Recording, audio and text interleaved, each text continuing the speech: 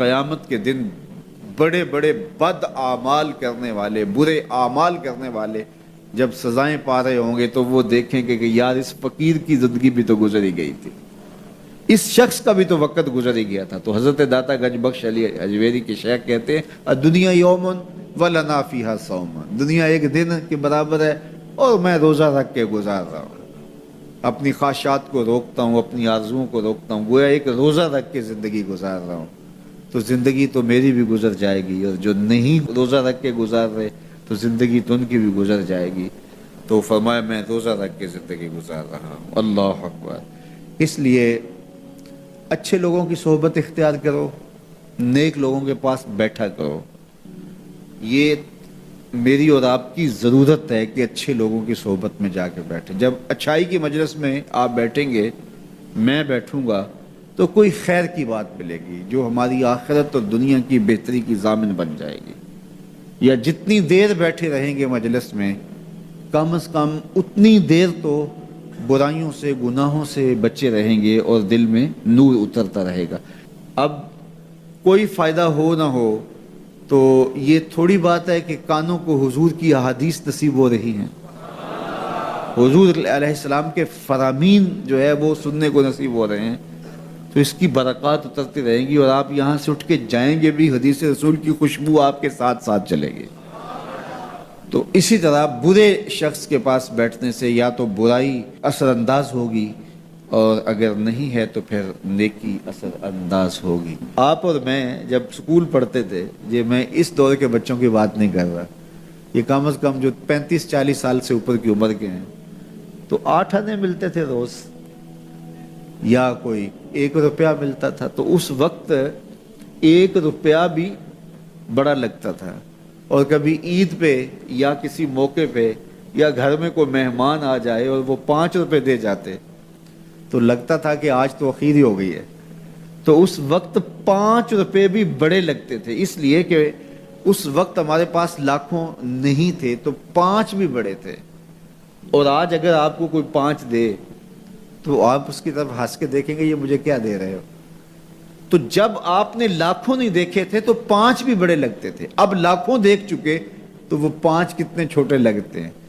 تو آج 60 سال بڑے لگتے ہیں، لیکن جب قیامت کا ایک دن 50,000 سال کا دیکھیں گے تو یہ بہت چھوٹا سا دن لگے گا۔ تو حضرت شیخ ختلی بولے الدنیا یومن، دنیا ایک دن ہے، وَلَنَا فِيهَا صَوْمٌ، اور ہم اس کو روزہ رکھ کے گزار رہے ہیں۔ دیکھو جنہوں نے صبح سے لے کر اس وقت تک روزہ رکھا ہے، دن تو ان کا بھی گزر گیا، بیمار بھی ہوں گے آپ میں سے کئی، شوگر کے مریض بھی ہوں گے، مریض کے لیے دن کاٹنا اور روزے سے کاٹنا اور زیادہ مشکل ہو جاتا ہے، لیکن کٹ ہی گیا نا۔ تو جب ہم روزہ افطار کر رہے ہوں گے، ٹھنڈا اور میٹھا مشروب حلق سے نیچے اتر کے رگوں کو تر کر رہا ہوگا، تو ایک عجیب طمانینت ہوگی۔ تو اگر کوئی شخص ایسا ہو جو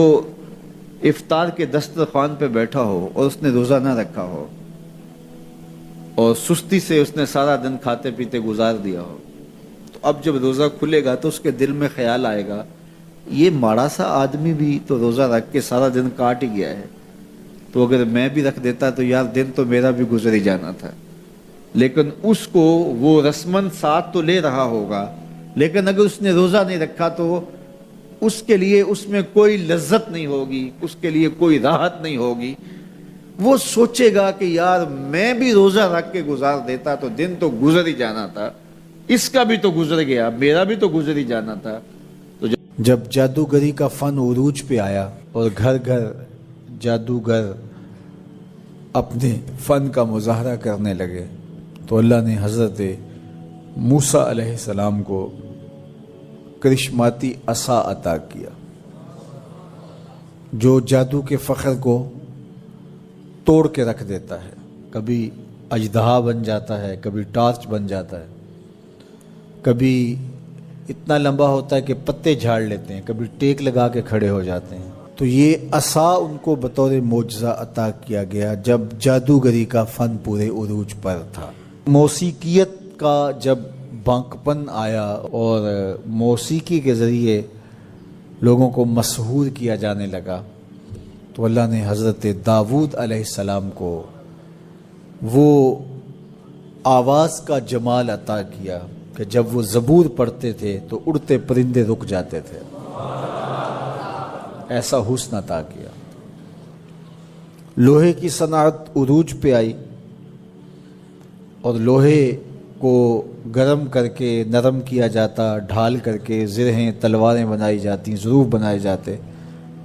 تو اللہ نے حضرت داؤد علیہ السلام کو یہ معجزہ دیا کہ وہ